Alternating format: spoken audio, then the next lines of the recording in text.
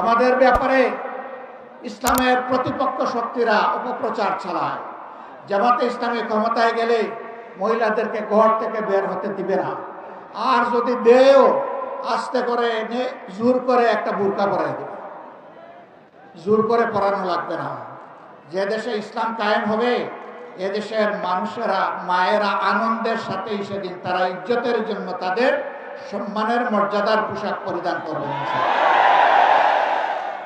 তারপরেও কোনো মা, কোনো বোন যদি এই পোশাকের বাইরে থাকেন, আমরা তাদেরকে কথা দিচ্ছি, নিশ্চয়তা দিচ্ছি, কারো উপর জোর খাটানো হবে না। কারণ এদেশে শুধু মুসলমানরা বসবাস করে না, অন্যান্য ধর্মের লোকেরাও বসবাস করে। তারা তো আমাদের ধর্ম যেহেতু গ্রহণ করেনি, তাদের জন্য ইসলামের প্রেসক্রাইব করা পর্দাও তাদের জন্য প্রযোজ্য নয়।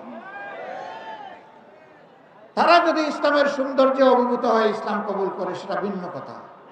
তাদেরকে ইসলাম গ্রহণ করতেও কাউকেই বাধ্য করা হবে না।